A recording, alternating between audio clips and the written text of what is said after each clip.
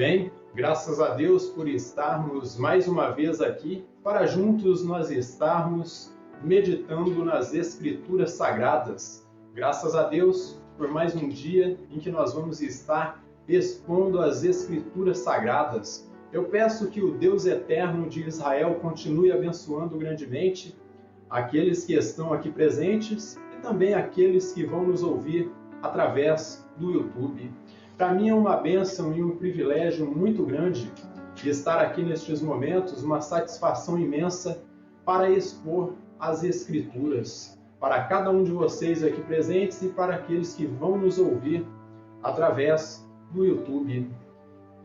Eu agradeço grandemente, no nome do Senhor Jesus Cristo, toda a audiência que vocês que têm se inscrito em nosso canal têm dado para nós. Eu peço que você que é nosso inscrito verifique sua inscrição, veja se está tudo correto ali, clique no sininho das notificações, porque isso é muito importante para nós, para que assim quando nós publicarmos um novo conteúdo, você receba a notificação de que um conteúdo novo entrou em nosso canal.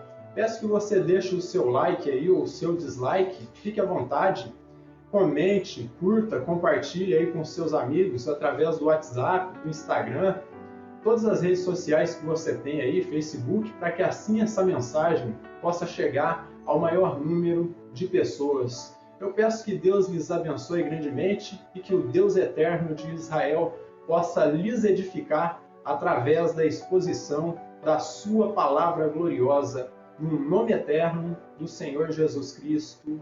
Amém. Pois bem, sem mais delongas, quem estiver aí com a sua Bíblia, abra comigo aí no livro das Revelações, no livro do Apocalipse, no capítulo 2, de versículos 12 até o 17. Então, Apocalipse, o livro das Revelações, no capítulo 2, de versículo 12 até o 17, será a nossa exposição nesta ocasião, e que o Deus eterno possa abrir o nosso entendimento para que nós possamos compreender esse texto, no nome do Senhor Jesus Cristo. Então diz assim, prestem bem atenção, capítulo 2 de Apocalipse, dos versículos 12 até o 17. E trata-se da carta do nosso amado Senhor Jesus Cristo, endereçou à igreja de Pérgamo. Então veja o que diz aí, Ao anjo da igreja em Pérgamo, escreve: estas coisas diz aquele que tem a espada afiada de 2 gumes. Conheço o lugar em que habitas, onde está o trono de Satanás, e que conservas o meu nome, e não negaste a minha fé, ainda nos dias de Antipas, minha testemunha, o meu fiel, o qual foi morto entre vós, onde Satanás habita. Tenho, todavia, contra ti algumas coisas, pois que tens aí os que sustentam a doutrina de Balaão, o qual ensinava a Balaque armar ciladas diante dos filhos de Israel para comerem coisas sacrificadas aos ídolos e praticarem a prostituição. Outrosim, também tu tens os que da mesma forma sustentam a doutrina dos nicolaítas. Portanto, arrepende-te, e se não venho a ti sem demora, e contra eles pelejarei com a espada da minha boca.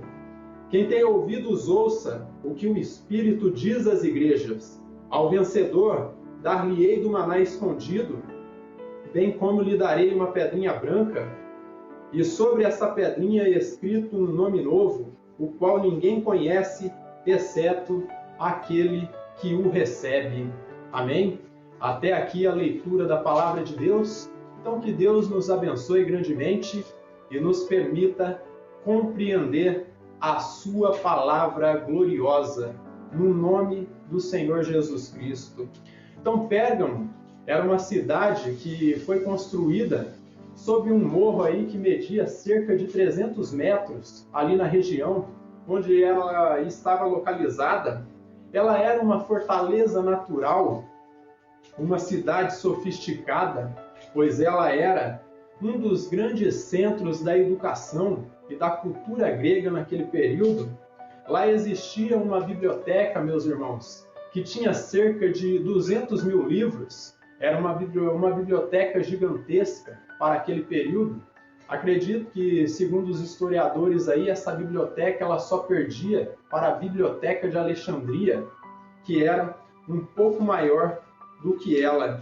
Mas também ela era uma cidade que era idólatra, berço aí de 4 seitas aí pagãs, onde a sua principal divindade aí era Asclépio, que segundo os gregos aí era o deus da medicina, e sua insígnia era uma serpente em uma haste. Esse era o símbolo aí da divindade, segundo os gregos, que era a divindade aí da medicina. Então, o seu símbolo era uma serpente.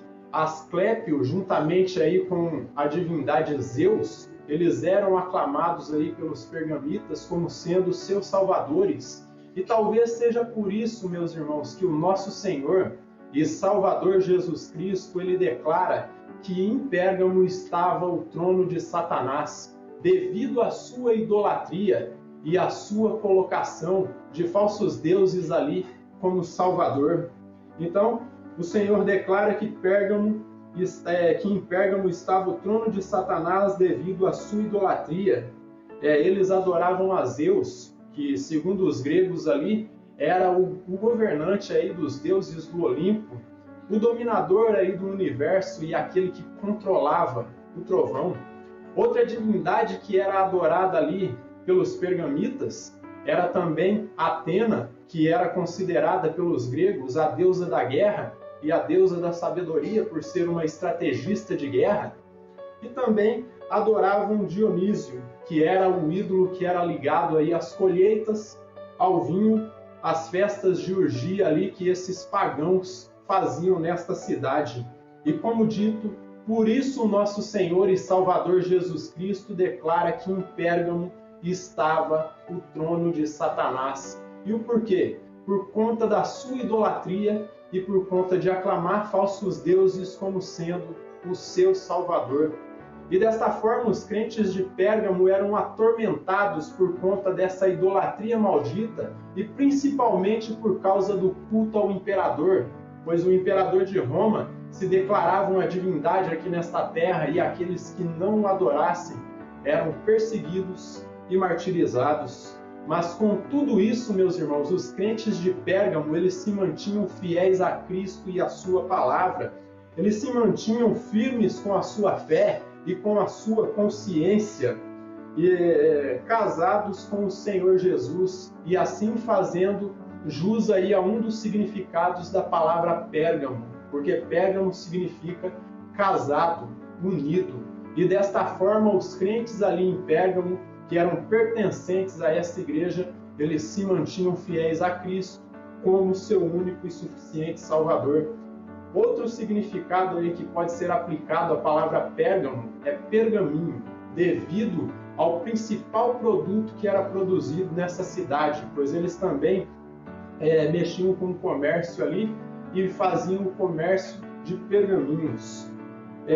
E mesmo que o diabo havia matado um deles, que no caso aí foi Antipas, a fiel testemunha que nós ouvimos aí, os crentes de Pérgamo, eles se mantinham firmes.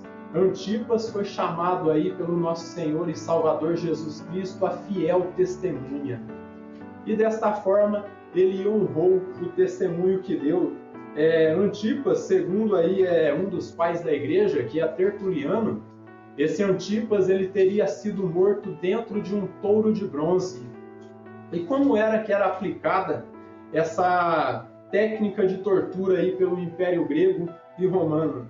O indivíduo ele era colocado dentro desse touro de bronze e fogo era aceso por baixo. E conforme o tempo ia passando, a pessoa que estava lá dentro morria asfixiada e assada por conta do calor extremamente grande lá dentro. Então, eles se mantinham fiéis a Cristo e a sua palavra. E como nós vimos aí, Antipas ele foi o primeiro mártir que apareceu aí no livro das Revelações. O indivíduo, como eu disse aí, foi morto dentro do touro de bronze, o fogo era aceso por baixo e ele morria por conta do calor extremamente grande ali, e isso acabava com a sua vida. Apesar dos problemas que existiam ali em Pérgamo, essa cidade ela ainda tinha sua beleza.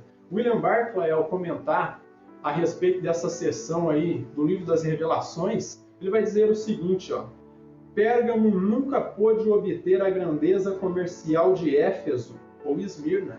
Não era uma cidade de grande comércio como Esmirna e Éfeso, que nós ouvimos nas exposições anteriores, mas havia um detalhe aí que tornava essa cidade tão bela. Mas era um centro cultural que ultrapassava essas duas cidades. Então, se por um lado Éfeso e Esmirna era voltado para a indústria e para o comércio, essa cidade de Pérgamo era onde estavam os iluminados, o pessoal da ciência, o pessoal do conhecimento, aqueles que tinham grande educação e por isso era um dos grandes centros culturais aí do Império Greco-Romano. Versos 12 e 13. Ao anjo da igreja em Pérgamo, escreve: Estas coisas diz aquele que tem a espada afiada de 2 gumes. Conheço o lugar em que habitas, onde está o trono de Satanás, e que conservas o meu nome, e não negaste a minha fé, ainda nos dias de Antipas, minha testemunha, meu fiel, o qual foi morto entre vós, onde está o trono de Satanás. O Senhor ele se dirige a essa igreja que estava localizada na cidade de Pérgamo, mas também se dirige ao anjo que presidia essa igreja, que no caso era o pastor dessa congregação. Essa igreja, como eu disse, ela era perseguida e atormentada pelo culto pagão que existia aí em sua cidade e também pelo maldito culto ao imperador. E como eu disse, que quem não adorasse a César como seu Quírios, como seu Senhor, esse era perseguido e era morto.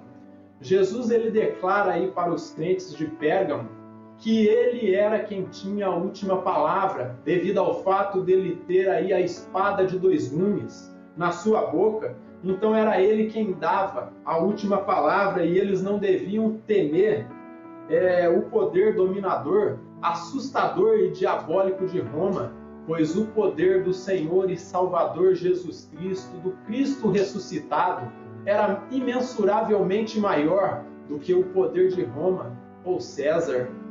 Desta forma, meus amados irmãos e amigos, entendam que as provações podem ser tremendas. O diabo ele pode bater implacavelmente e se levantar com seitas e com heresias malditas. Nada disso irá prevalecer diante do poder do Cristo ressurreto.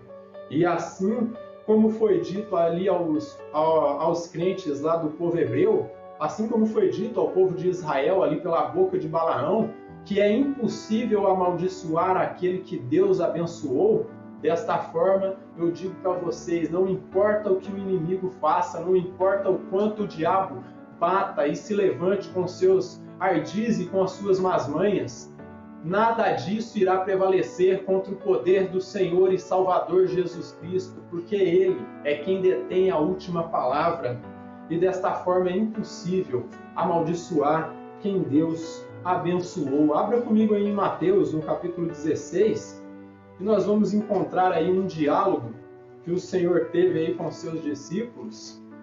E ali naquele momento, diante de tudo que o Senhor estava revelando, o apóstolo Pedro, cheio do Espírito Santo, ele recebe a revelação, a pedra fundamental do Evangelho do nosso Senhor e Salvador Jesus Cristo. Ele recebe a revelação de que Cristo de fato era o Messias. E com base nessa revelação, ele poderia entender que as portas do inferno não prevaleceriam contra a igreja verdadeira. Veja o que o Senhor declara para o apóstolo Pedro aqui, ó.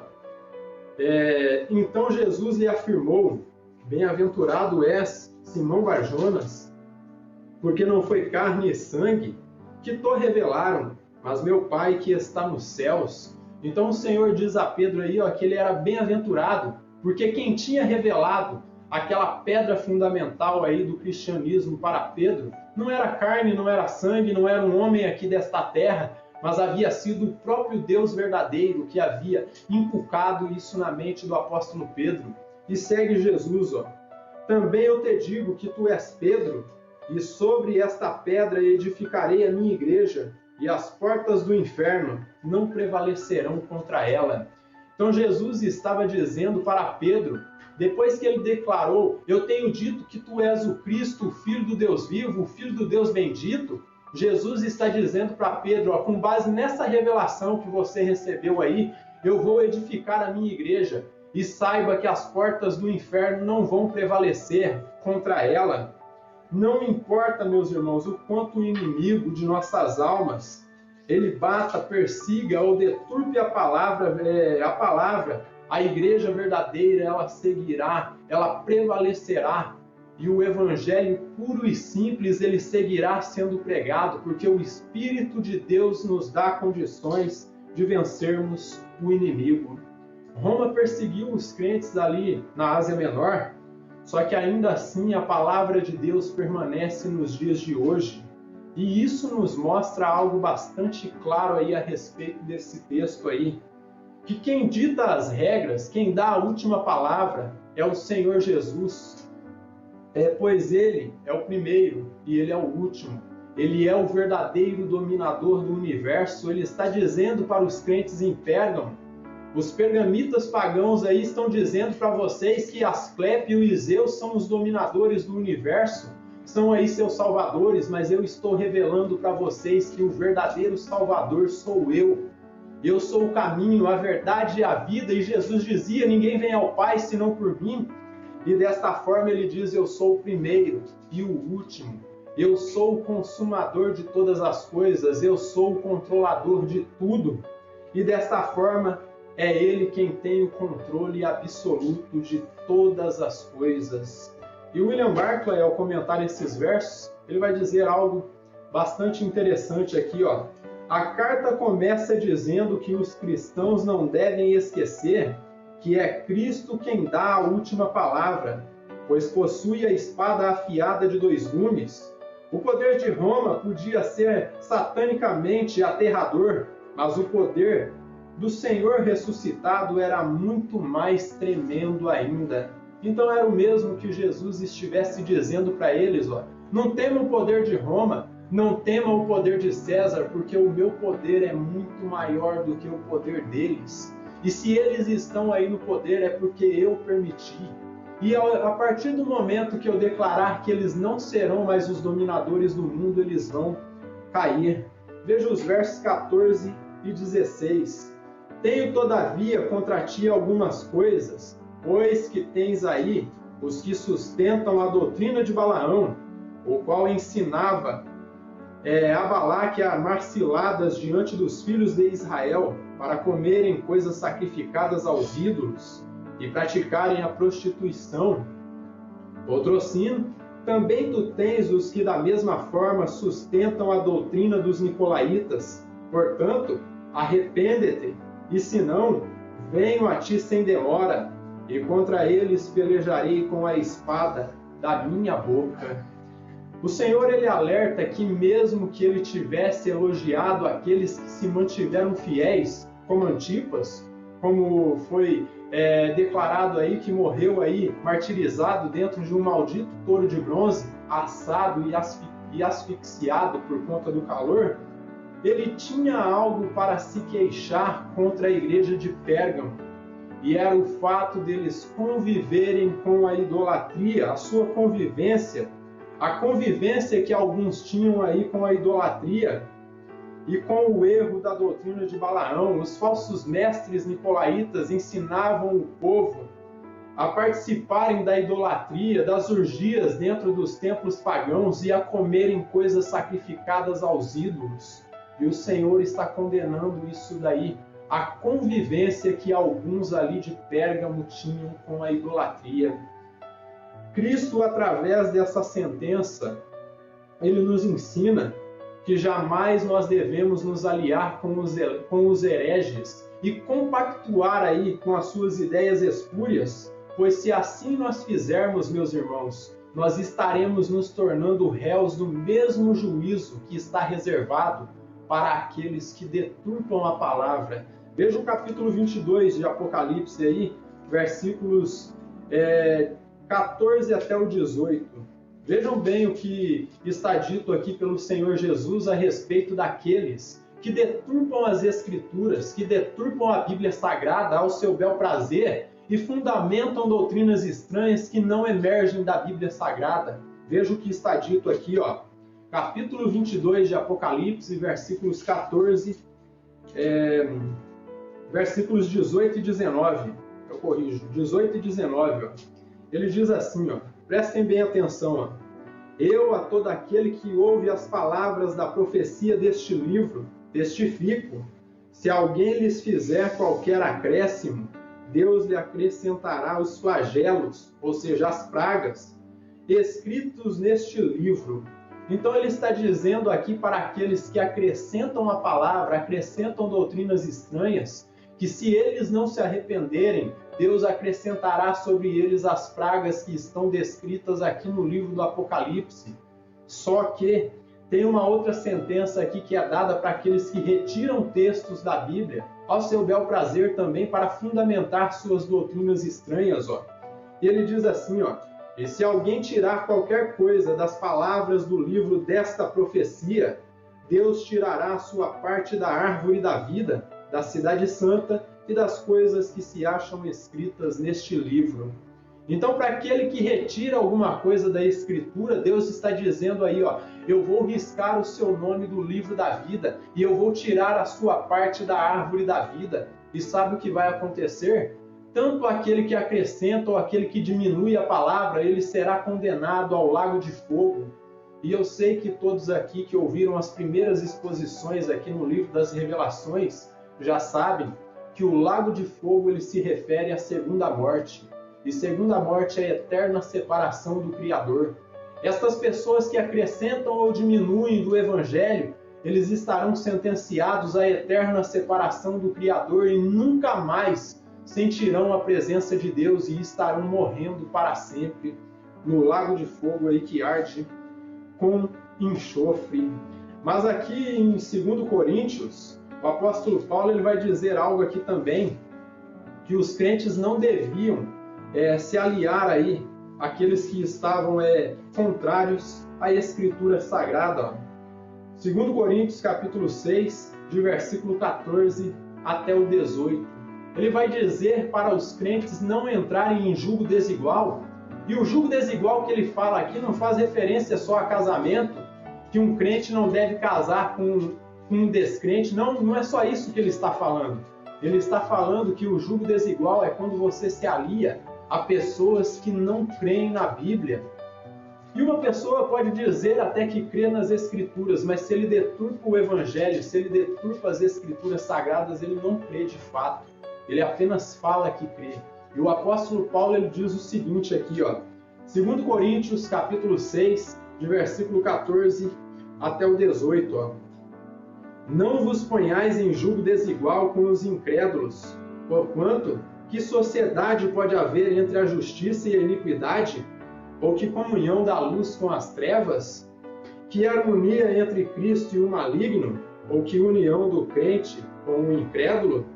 Que ligação há entre o santuário de Deus e os ídolos? Porque nós somos santuário do Deus vivente, como ele próprio disse: habitarei e andarei entre eles, serei o seu Deus, e eles serão o meu povo. Por isso retirai-vos do meio deles, separai-vos, diz o Senhor, e não toqueis em coisas impuras, e eu vos receberei. E desta forma, o Senhor, através do apóstolo Paulo, ele está dizendo aqui, quando ele diz para não entrarmos em julgo desigual, é para não termos comunhão com gente que ensina heresias, com pessoas que ensinam um evangelho falso, que nós não devemos tocar em nada que seja espúrio, que seja imundo. E toda palavra deturpada, meus irmãos, ela é imunda, ela é suja, porque ela vem repleta de ideias humanas e de espíritos demoníacos aí, que inspiram as pessoas a deturpar o Evangelho. Então essas pessoas vêm ensinando coisas que são inspiradas pelos demônios. O apóstolo Paulo ele fala disso lá na sua primeira carta a Timóteo, e diz que no último tempo viriam tempos angustiosos, tempos trabalhosos, tempo de muita dor, porque as pessoas estariam tendo o amor se esfriando e não teriam amor por Cristo, por sua palavra, não teriam amor pelo próximo. E ele está dizendo aqui na segunda carta aos Coríntios, para nós nos afastarmos de pessoas que deturpam o Evangelho. E ele segue aqui, e diz assim, e serei vosso pai, e vós sereis para mim filhos e filhas, diz o Senhor. Tendo, pois, ó amados, tais promessas, purifiquemo-nos de toda impureza, tanto da carne como do espírito, aperfeiçoando a nossa santidade em temor de Deus. Então, desta forma, Cristo ele declara que se os hereges daquele período não se arrependessem, e os de nosso tempo não se arrependerem também, ele virá de forma iminente em juízo sobre eles. Então, deste modo, o que ele está declarando nessa última sentença aqui é que se o pecador não se arrepender, o castigo, a sentença pelo pecado virá, porque a única forma de nós sermos justificados diante de Deus é crendo no Senhor e Salvador Jesus Cristo como nosso único e suficiente Salvador. Mas não é um Cristo inventado pela cabeça do ser humano, mas é um Cristo que emerge das Escrituras. O verdadeiro Deus, a verdadeira doutrina, o verdadeiro Evangelho que emerge da Palavra de Deus, é esse que nós temos que crer, o verdadeiro Cristo, o verdadeiro Deus, aquele que morreu por nós na cruz do Calvário, aquele que se entregou por nós para que nós fôssemos aí justificados diante de Deus e que nós pudéssemos receber de fato a pedrinha branca. A pedrinha que nos declara absolvidos de nossos pecados, meus irmãos. E é isso que ele vai dizer aqui no verso seguinte, Veja aí o versículo 17, Quem tem ouvidos ouça o que o Espírito diz às igrejas. Então é um chamado de Deus, Então, quem tem ouvidos ouça o que o Espírito Santo está dizendo para as igrejas, Ao vencedor, ou seja, ao crente fiel, dar-lhe-ei do maná escondido, bem como lhe darei uma pedrinha branca, e sobre essa pedrinha é escrito um nome novo, o qual ninguém conhece, exceto aquele que o recebe. Então Cristo ele faz aqui duas promessas para o eleito, para o crente fiel, que são muito importantes. A primeira promessa que ele faz aí, ele promete dar-lhes do pão do céu, algo que ele chama aí de maná escondido, e também uma pedrinha branca com um nome novo escrito. Promessas que claramente ele faz aí usando símbolos, e símbolos que o povo daquele período iria entender claramente do que ele estava falando. Então, e esses símbolos têm significado. O primeiro símbolo aí que ele traz é o maná escondido, uma clara referência ao pão que caía do céu nos 40 anos que o povo de Israel peregrinou pelo deserto, o pão do céu que os sustentou em meio à fome ali, e posteriormente foi guardado em uma vasilha de ouro e colocado dentro da arca da aliança. Esse símbolo, ele representa o próprio Cristo revelado nas Escrituras. Esse é o pão da vida que alimenta as ovelhas do Senhor Jesus. Essa é a única palavra de ensinamento, meus irmãos, que é capaz de suprir todas as nossas necessidades espirituais. A palavra que emerge das Escrituras. Se não vier da palavra de Deus, é anátema, é maldito. Então é a única palavra de ensinamento capaz de nutrir nossas necessidades espirituais. Abra comigo em Deuteronômio, no capítulo 8, e versículo 3. Deuteronômio, capítulo 8, e versículo 3. O profeta Moisés ele vai dizer que nem só de pão vive o homem, mas de toda a palavra que sai da boca de Deus. Então, em Deuteronômio, aqui no capítulo 8 e versículo 3, ele diz assim, prestem bem atenção, Ele te humilhou e te deixou ter fome, e te sustentou com um maná que tu não conhecias, nem teus pais o conheciam, para te dar a entender que não só de pão viverá o homem, mas de tudo o que procede da boca do Senhor viverá o homem. E lá no capítulo 4 do Evangelho de Mateus, o Senhor Jesus, quando foi tentado ali pelo Satanás, a respeito de transformar pedras em pães, ele diz, vai-te, Satanás, pois nem só de pão viverá o homem, mas de toda a palavra que procede da boca de Deus. E isso vai se repetir no Evangelho de Lucas, no capítulo 4 e versículo 4. Só que o Senhor Jesus, ele dá um ensinamento bastante claro ali e bastante aprofundado no capítulo 6 do Evangelho de João. Eu convido a você que nos ouve nesses momentos, abra comigo aí no capítulo 6 do Evangelho de João, a partir do versículo 32. Nós vamos ler aí até o 58, e aqui o Senhor Jesus, ele expõe claramente que ele é o único verdadeiro pão da vida. Ele é o único pão espiritual, aquele que é o único capaz de suprir todas as nossas necessidades e deficiências espirituais. Ele é o pão da vida, ele é a palavra que permanece, ele é a palavra que nos sustenta. E desta forma é necessário que nós nos aprofundemos nessa palavra. Ó. Veja o que ele diz aqui. Ó. Evangelho de João, capítulo 6, versículo 32 em diante. Ó. Vejam bem o que ele nos diz aqui. Ó. Replicou-lhes Jesus, em verdade vos digo, não foi Moisés quem vos deu o pão do céu. O verdadeiro pão do céu é meu Pai quem vos dá. Então o povo estava questionando ali e dizendo que Moisés havia dado o pão do céu para o povo de Israel. E Jesus respondendo, ele diz, ó, Moisés não vos deu o pão do céu, o verdadeiro pão do céu quem vos dá é o meu Pai que está nos céus. Ó. E aqui ele começa a explicar quem é o pão celestial. Ó. Porque o pão de Deus é o que desce do céu e dá vida ao mundo. Então lhe disseram, Senhor, dá-nos desse pão sempre. Declarou-lhes, pois Jesus, eu sou o pão da vida, e quem vem a mim jamais terá fome, e o que crê em mim jamais terá sede. Então aqui ele declara que ele é o verdadeiro maná escondido, ele é o verdadeiro pão espiritual, e todo aquele que tem fome, que vem até ele, será suprido de sua necessidade espiritual, será suprido aí de sua carência, mas é necessário que se aproxime a ele e procure entender a sua palavra e que não fique guiado por falsos mestres, por pessoas que ensinam um evangelho totalmente deturpado, mas por pessoas que ensinam um evangelho correto.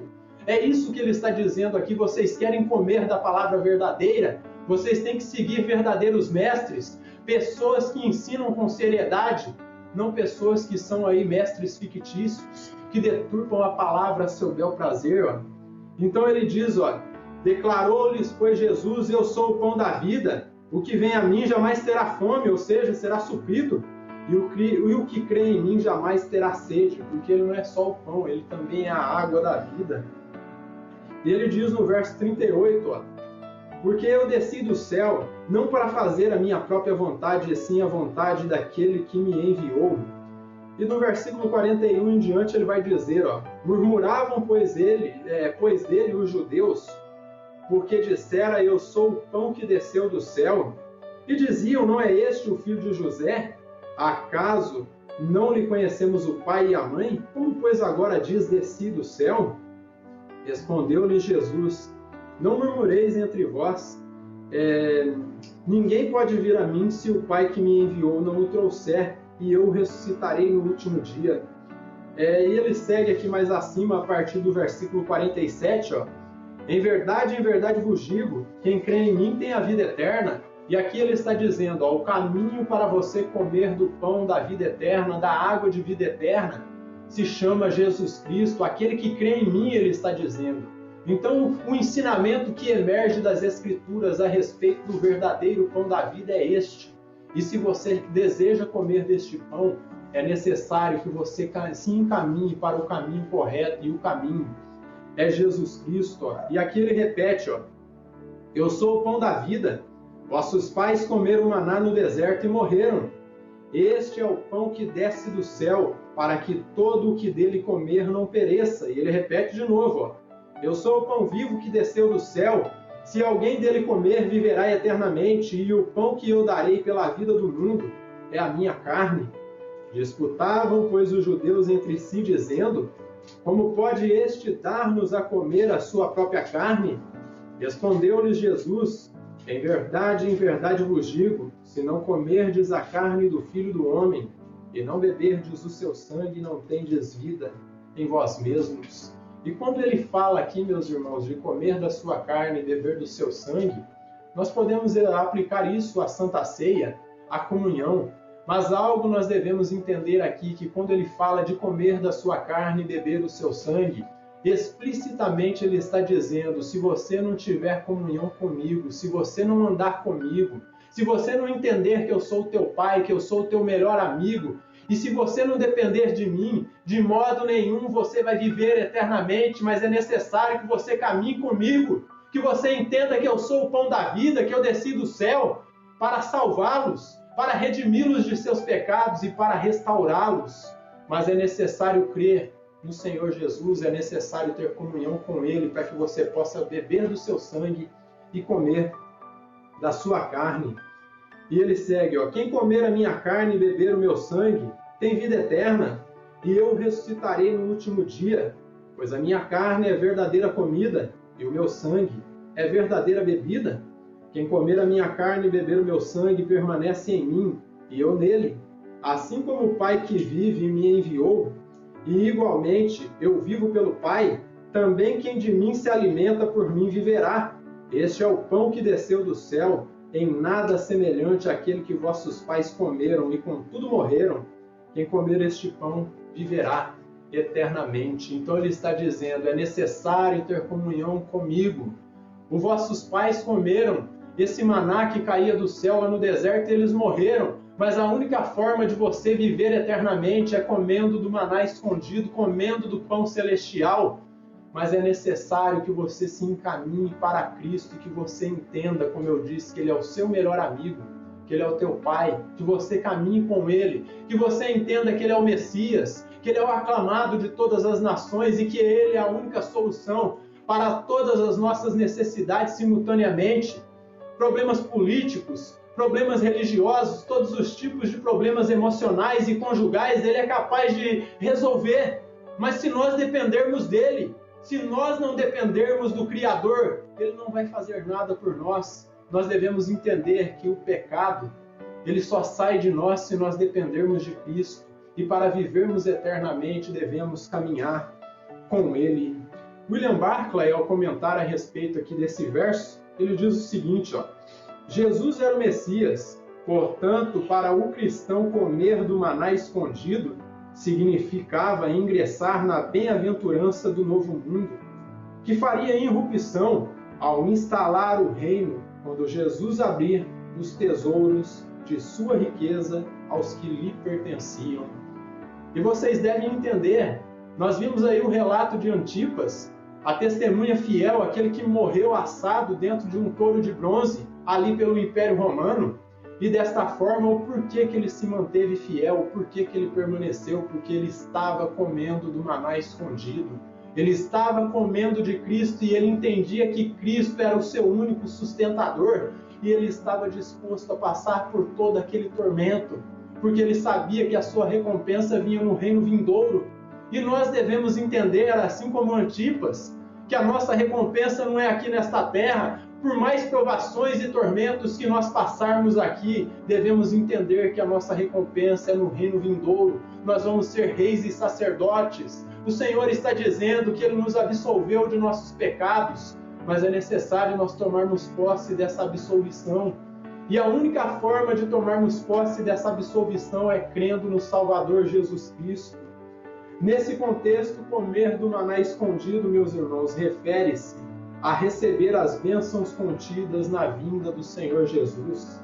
Deste modo, a exortação que o Senhor nos traz aqui nesse verso é a seguinte, que nós como crentes, nós devemos nos abster dos banquetes e dos prazeres aqui deste mundo, para que nós possamos comer do banquete celestial que está reservado para todos aqueles que se mantiverem fiéis a Cristo e a sua palavra, na grande ceia do Cordeiro, na era vindoura. Festa que está preparada, como eu disse, para aqueles que se mantiverem fiéis a Cristo e a sua palavra. Não pense que você vai ir para a ceia das bodas do Cordeiro se você deturpa a palavra, se você deturpa o Evangelho, se você não obedece às Escrituras, se você não vive de modo semelhante a Cristo, se você não procura depender dele, se você não procura conhecê-lo. Não pense que você vai para a ceia das bodas do Cordeiro, porque não vai. A única forma, o único caminho de chegarmos à ceia das bodas do Cordeiro é Jesus Cristo. Ele é o caminho, Ele é a verdade e ele é a vida. O segundo símbolo que foi trazido aqui pelo Senhor e Salvador Jesus Cristo é a pedrinha branca. E essa pedrinha branca com um novo nome, ela tem um significado. E para nós podermos entender o que significa essa pedrinha branca com um novo nome aí, é necessário que nós analisemos o contexto histórico da época. O que significava essa pedrinha branca? Nos tribunais antigos, meus irmãos, lá no mundo antigo, eram usadas duas espécies de pedras em um júri, pedras brancas e pedras negras. Pedras brancas diziam que o réu havia sido absolvido. Quando o juiz ele entregava uma pedrinha branca, ele estava dizendo para o réu, você está absolvido do seu crime, você está libertado aí da sua sentença, você está livre, você já não deve mais nada para a justiça. Essa é a pedra branca. E a pedra negra significava que o réu estava condenado e que ele merecia passar por toda a sentença aí. Declaravam que o réu estava culpado e que ele estava condenado a pagar até o último delito que ele havia cometido. Deste modo, quando o Senhor promete nos dar aí, promete dar aos eleitos uma pedrinha branca com um nome novo, isso pode se referir ao fato de que em seu tribunal divino, ele está nos declarando aí absolvidos de nossos pecados.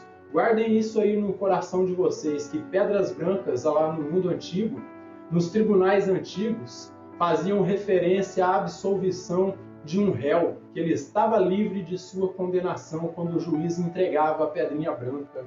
E desta forma, isso pode se referir, como eu disse aí, ao fato de que em seu tribunal divino, o Senhor está nos declarando absolvidos de todos os nossos pecados, absolvidos de nossa condenação eterna, da qual nós éramos merecedores, mas graças aos méritos do Senhor e Salvador Jesus Cristo, nós fomos liberados, nós fomos absolvidos, nós fomos restaurados, e agora nós estamos passando pelo processo de santificação, que é algo que provém do teu esforço e aí do auxílio do Espírito Santo. Então, como eu disse, mas graças aos méritos do Senhor e Salvador Jesus Cristo, nós fomos declarados inocentes. Esse é um dos significados que pode se referir à pedrinha branca. Deus está entregando a sua sentença. A sua sentença por crer em Cristo é que você é inocente, que o sangue de Cristo te limpou de todos os seus pecados e que diante da corte celestial você está declarado absolvido de seus pecados e que você tem autoridade para entrar com intrepidez na presença de Deus. Só que acontecia outra coisa referente a pedras naquele período. Outros carregavam pedras aí, uma pedra como um amuleto com o nome de uma divindade. E eles criam que isso lhes trazia segurança e boa sorte. Se por um lado os juízes nas cortes no mundo antigo usavam pedras brancas e pedras negras para declarar as suas sentenças, no mundo antigo havia pessoas que usavam pedras aí como amuletos. Escrito o nome de uma divindade ali, como eu disse, eles criam que aquilo lhes trazia segurança e boa sorte. Diante deste aspecto, o Senhor Jesus está dizendo que nós não precisamos de amuletos, nós não precisamos de superstições, nós não precisamos de pais espirituais aqui nesta terra, pois nós conhecemos o nome do único Deus verdadeiro, nós conhecemos o nome do Criador, o nome do Deus verdadeiro, Jesus Cristo. E a nossa confiança deve estar depositada nele. E aqui eu quero trazer uma aplicação rápida com referência a isso. A confiança dos crentes não deve estar primeiramente em um profeta, em um apóstolo ou um pastor, ou presbítero ou líder religioso. Tua confiança deve estar no Senhor e Salvador Jesus Cristo, pois Ele é o Rei dos Reis, Ele é o Senhor dos Senhores, foi Ele que morreu por ti e por mim na cruz do Calvário. Todos esses 4 ministérios que aparecem ali na carta aos Efésios, eles são passíveis de cair em erro. O pastor pode cair, o apóstolo pode cair, o profeta pode cair, o evangelista pode cair. todos esses ministérios podem ir abaixo, mas o único ministério que não vai cair abaixo é o ministério do Senhor e Salvador Jesus Cristo, pois Ele é o sumo pastor, Ele é o cuidador das ovelhas através do Espírito Santo e Ele usa verdadeiros pastores para cuidar dessas ovelhas. Mas se é mercenário, se não cuida das ovelhas, em algum momento essas ovelhas vão perecer. Então, a minha confiança e a sua confiança deve estar no Salvador, pois é dele que provém a tua e a minha salvação, a minha absolvição e a tua absolvição dos teus pecados. Deste modo, ao Cristo prometer nos dar um nome novo, meus irmãos, sabe o que isso vai se referir? Não é um nome próprio aí, propriamente dito, mas quando ele se refere a um nome novo, ele fala da regeneração, ele fala de um novo nível de vida que ele vai nos colocar, uma nova vida em seu reino, e o fato de nos dar entrada legal diante de sua glória e o direito de nos sentarmos diante do seu trono como reis e sacerdotes, uma vida totalmente diferente dessa vida de escravidão que nós temos aqui neste mundo maldito e caído e depravado pelo pecado, mas ele nos promete uma regeneração, nos dar uma nova vida, um corpo eterno, imortal, incorruptível e glorificado, semelhante ao dele. E quando ele promete te dar um novo nome, ele promete te dar uma nova vida, ele promete te dar uma nova existência que é semelhante a dele, uma semelhança eterna. Essa pedra pode significar outra coisa também, tem um terceiro significado aí. Essa pedra pode significar o convite que ele nos dá para entrarmos no seu reino. E sabem por quê? Pois no mundo antigo, meus irmãos, pedras brancas eram usadas como convites aí também para festividades públicas. Veja que o irmão George Eldon, ao comentar a respeito desse assunto aí, ele vai dizer, no mundo antigo, pedras brancas tinham muitas utilidades, como nós vimos aí, tem muitas utilidades. Uma pedra branca significava absolvição por um júri, ou seja, por um tribunal, né? Uma pedra preta significava condenação. Usava-se pedras brancas como bilhetes de entrada em festivais públicos. Este é o significado que melhor cabe ao contexto, o significado aí do convite. George Eldon, ele aplica aí dizendo que esse significado do convite é o que melhor se aplica ao contexto do nosso texto. Então a pedra branca é símbolo da admissão à festa messiânica. É o convite que ele nos dá para entrarmos à ceia das bodas do Cordeiro e também ao seu reino eterno. Portanto, meus irmãos e amigos, quando Cristo faz essa promessa para nós, essa promessa aos seus eleitos significa que Ele está nos dando uma nova vida e nos admitindo à sua festa de bodas e nos dando entrada ao seu reino eterno. E por fim nos admitindo em seu reino eterno, e desta forma, essa pedrinha branca reflete a absolvição no tribunal divino.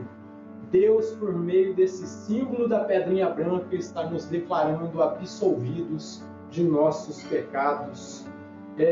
Reflete a absolvição de todos os nossos pecados que Cristo decretou com sua morte na cruz do Calvário e a sua ressurreição no terceiro dia. E desta forma, eu já posso concluir aqui com algumas lições a mais que o Senhor Jesus nos ensina aqui.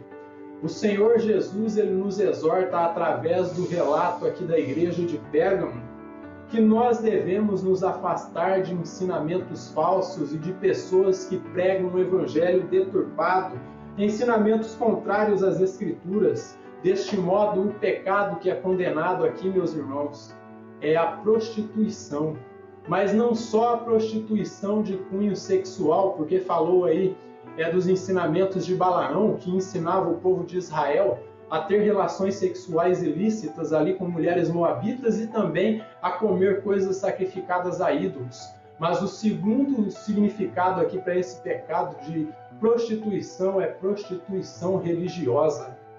E desta forma, pois todas as vezes que o ser humano ele cria ensinamentos deturpados que não nascem e não emergem aí, não surgem das Escrituras, quer seja por causa da sua mente cauterizada pelo pecado ou por causa de suas superstições, ele cai em adultério. Cria doutrinas contrárias e estabelece heresias e escravizam as pessoas no ensinamento aí que é falso e leva as pessoas a uma falsa adoração, escravizadas em dogmas humanos e expõem um Cristo falso e um Deus falso e, como eu disse, levam as pessoas a uma adoração totalmente contrária. Desviam as pessoas do caminho correto, que é o Cristo verdadeiro, que é exposto nas Escrituras. O Cristo verdadeiro revelado na Bíblia. Do mesmo modo, o povo de Israel era comparado a uma prostituta, pois vivia oscilante entre o Deus verdadeiro e aí a idolatria. Veja o que diz aqui em Ezequiel, no capítulo 23, quando Ezequiel usa aquele símbolo das duas irmãs gêmeas lá, a Oliá e a Olibá, capítulo 23, de versículo 1 em diante, ó. Veja o que está dito aqui, ó. Vamos ler, acredito que até o versículo 5, ele fala aqui a respeito dessas duas irmãs gêmeas, uma representa Samaria e a outra representa Israel. Tanto um povo quanto o outro se prostituiu com falsos deuses e foi comparado a prostitutas. Então, deste modo, todas as vezes que um pastor ele deturpa a palavra de Deus, que ele ensina um evangelho deturpado, ele está se convertendo em um prostituto cultual, semelhante àquelas prostitutas que adoravam Astarote nos tempos bíblicos, que se prostituíam com falsos ensinamentos e também prostituíam o seu corpo. Ó. Ele diz assim, ó, veio a minha palavra do Senhor dizendo, filho do homem, houve duas mulheres filhas de uma só mãe. Estas se prostituíram no Egito, prostituíram-se na sua mocidade. Ali foram apertados os seus peitos e apalpados os seus seios da sua virgindade. Os seus nomes eram Aolá, e a mais velha, e Aolibá, sua irmã, e foram minhas e tiveram filhos e filhas. E quanto ao seu nome, Samaria é Aolá, e Jerusalém é Aolibá. Prostituiu-se Aolá quando era minha e inflamou-se pelos seus amantes, pelos assírios e pelos seus vizinhos. Em Isaías, no capítulo 1, tem mais uma declaração a respeito do povo de Israel sendo comparado com uma prostituta, e diz aqui, ó, capítulo 1 do livro de Isaías e versículo 21. Ó. Prestem bem atenção. Ó. Ele diz assim, ó, Isaías capítulo 1 e versículo 21, ó. Como se fez prostituta a cidade fiel, que é Jerusalém, ó. Ela que estava cheia de justiça, nela habitava a retidão, mas agora homicidas. E em Oséias nós vamos encontrar ele falando também a respeito do povo de Israel como uma prostituta também, ó. Veja aqui no livro do profeta Oséias, veja o que nós encontramos aqui, ó.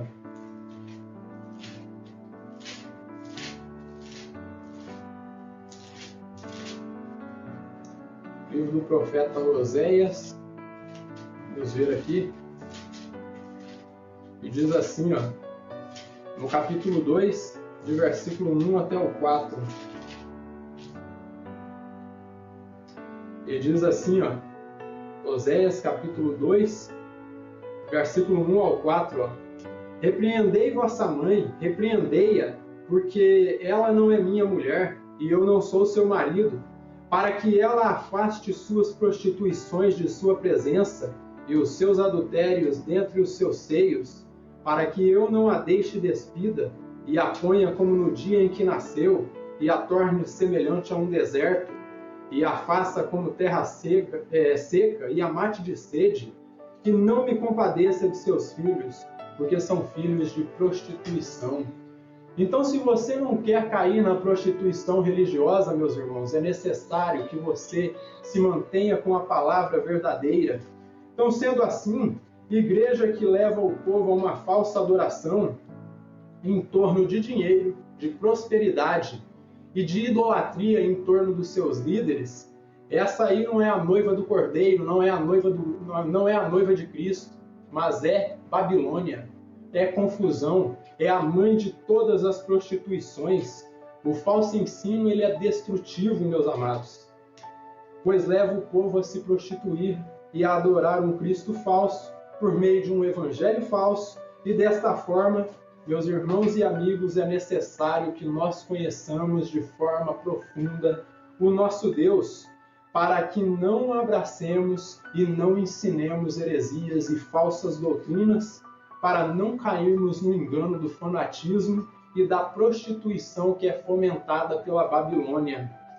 O segundo ensinamento que eu quero trazer para vocês aqui do Senhor Jesus, ele nos ensina através da carta de Pérgamo que nós jamais devemos tolerar em nosso meio falsos ensinamentos e pessoas que trazem um falso ensinamento, pois com seu falso ensinamento afastam as pessoas do Deus verdadeiro e os levam à corrupção. Então, se você não quer se corromper, se você não quer cair no laço do diabo, se você não quer cair aí no tormento do lago do fogo eterno, não quer cair na prostituição que vem da Babilônia, fique com os ensinamentos que emergem das Escrituras. E sendo assim, ele nos chama a compreendermos que a palavra de Deus ela é suficiente, meus irmãos, para nos ensinar, para nos corrigir e para nos exortar. Veja o que ele diz aí em 2 Timóteo, no capítulo 3, e versículo 16. Abra comigo aí em 2 Timóteo, no capítulo 3 e versículo 16. 2 Timóteo, capítulo 3 e versículo 16. Veja o que ele diz aqui, ó. 2 Timóteo, capítulo 3 e versículo 16. Ele diz assim, ó: toda a Escritura é inspirada por Deus e útil para o ensino, para a repreensão, para a correção, para a educação na justiça, a fim de que o homem de Deus seja perfeito e perfeitamente habilitado para toda boa obra. E em Deuteronômio 29, versículo 29, o profeta Moisés ele diz que as coisas reveladas pertencem a nós e a nossos filhos, porém as ocultas pertencem ao Senhor, nosso Deus.